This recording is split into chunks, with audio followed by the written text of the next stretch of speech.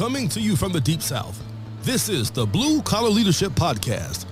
High-impact leadership is not reserved for leaders, and it has nothing to do with your position, title, or rank. However, it does have everything to do with your character. It's time to climb to the next level and beyond, personally and professionally. Now, let's start making it happen with your host, Mac Story. All right, we made it to the last episode of this 17-part series. So today we're on part 17 of 17. And the series, again, is managing people versus leading people. And we're talking about the difference in the mindset between a manager and a leader. And again, you can go to macstory.com and you'll see a free download for, actually, it's about a 20-page chapter from my book, Defining Influence, with the subtitle, Increasing Your Influence Increases Your Options. So I'm expanding upon these 17 components of managing versus leading that's in that book. And actually, that was my first book. And I consider Defining Influence really my foundational book.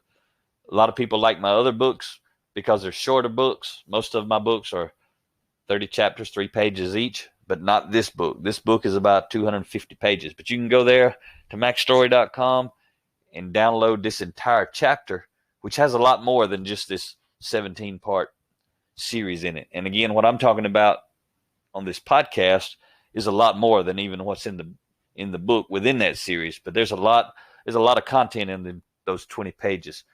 This series actually only takes up maybe 6 or 7 pages of the 20. So you can download that and get a lot of extra content.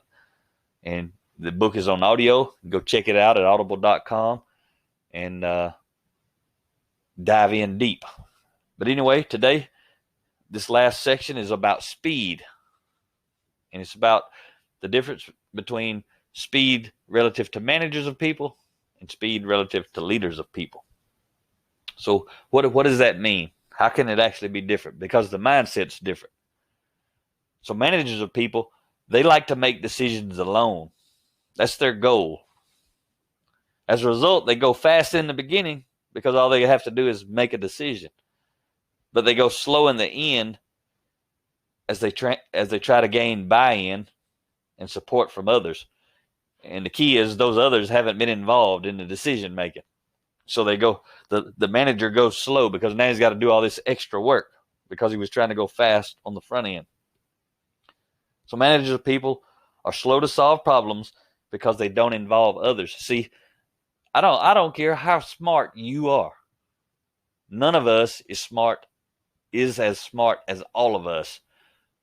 None of us is as creative as all of us. None of us is as strong as all of us. But the manager mindset says, I'm the man or I'm the woman. I don't need everyone else's opinion. I got this title, this rank, this position because I know what I'm doing and you don't. That's kind of the manager mindset, but they also get the results that mindset causes them to get, which is going slow instead of going fast.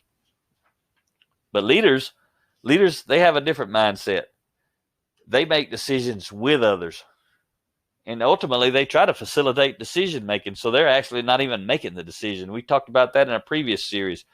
And I encourage you, if you haven't listened to the 17-part series, you're listening to this part 17 today, but go back. Go back and start it at the first part in this series. But leaders of people make decisions with others. As a result, they quickly gain buy-in because that's part of making decisions with others. You're getting the buy-in as the decision is being made. They also gather more ideas and receive more support on the front end, which allows them to go much faster in the long run or on the back end after the decision's made, because it's not just their decision. See, what happens as a manager, if I make the decision, I own it. If you're not involved, you're on my team, you're not involved, you see me as owning the decision. And if you don't like my decision, you're not likely to support it. That's going to cause me to go slow to deal with all the chaos that my decision has made because there's no buy-in and people don't support it.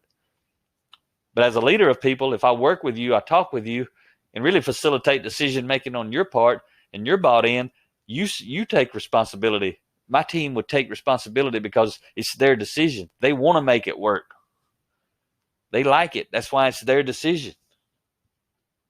So leaders of people, no, it's not how fast they get started, but rather how well they run the race that matters most.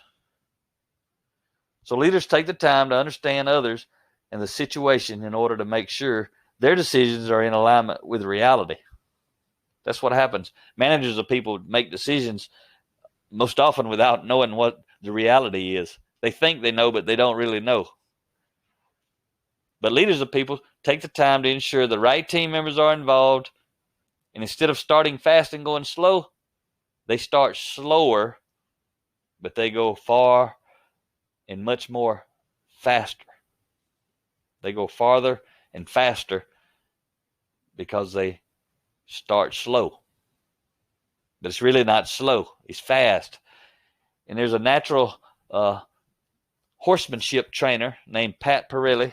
If you're into horses, by chance, you might know about that. I learned about him many, many years ago when I met Rhea. She was into horses, and she told me about that guy, and we learned some stuff from him. But it's a quote that he shares that I use in leadership because it's a principle. He's talking about horses. It's true with horses, but it's a principle, and it's also true with humans. And he's talking about really leadership. And what he says is, take the time it takes so it takes less time. Take the time it takes so it takes less time. That's what leaders of people do. Managers of people don't take the time it takes, so it takes more time. They do right the opposite. It's just the way it is. That's why there's so much to learn. Leadership is very complex and dynamic. So right here at the end of this series, I want you to stop and think for a minute. And again, if you haven't listened to this series, you're an aspiring leader or you're already a leader of people, I'm challenging you to get better. I don't think you're sick, but I'm going to tell you this. The top athlete in any sport, anywhere in this country or this world today, they're the best. That's why they're the top. They're already the best, but I can promise you this, they're trying to get better today because they have competition and they're trying to get better. And I'm telling you, you have competition. Are you hungry? Do you want to get better? I'm not saying nothing wrong with you. There's anything wrong with you. But I know this, whoever you are, you can get better. So I want you to stop and think about this. Which is most effective, a manager of people or a leader of people? It's common sense. Leaders of people are more effective. It takes more work, though. That's why there's a mass of managers of people and not so many leaders of people, because it's really about character. We've talked about that, and I'm going to always be talking about that. Any podcast you listen, any episode I'm talking about character. When you think about managers of people versus leaders of people, which would you trust more? Which would have the most influence? Authentic influence, not artificial influence based on rank, title, and authority and all that stuff, but which type of leader of people or manager of people would have the most authentic influence? Which one would you rather follow? When you look up, would you rather be reporting to a manager of people or a leader of people? It's common sense. But when you look down, those folks looking up at you, what do they see? What do they feel?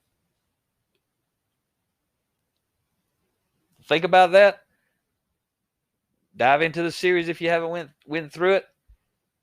And I'll see you again in a few days. And I don't know what's coming up yet. I got to figure that one out. But I got a long list of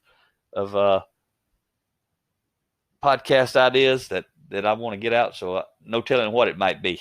I'm going to do some random ones, and then I may start a series on my blue collar leadership books. There's so much interest in those books that I want to go ahead and do a series, kind of like this 17-part series, except for when I cover those, it'll be at least 30-part series, one part for each one of the chapters.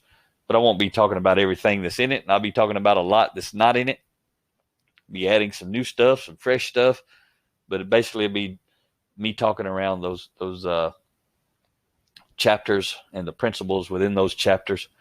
And those books are on audio as well. If you're in the blue collar workforce, support them or lead them, I highly encourage you, go check out the audio books. They're on paperback, they're in ebook form, and the blue collar leadership book is actually also in Spanish on paperback. So if you got some folks on your team that speak Spanish or read Spanish, they may have a more interest in the blue collar leadership in Spanish. So hope you got a couple of nuggets out of this, and especially hope you got loaded up with some gold nuggets. Remember, mind the gold and dump the dirt. If you ain't getting any value, don't worry about that. Look for the gold whenever someone's speaking to you, whenever you're reading, whenever you're listening to a podcast or audio book. Mind the gold, dump the dirt. Have a great day. Talk to you next time. Make it happen, or someone else will. It might as well be you. Are you serious about taking your career and your life to the next level and beyond? Check out Mac Story's Blue Collar Leadership series books and others, now available on audio, along with paperback and ebooks at Amazon, iTunes, and Audible. Please visit bluecollarleadership.com to learn about Mac's books, programs, special offers, certifications, and more. Thank you for listening to the Blue Collar Leadership Podcast.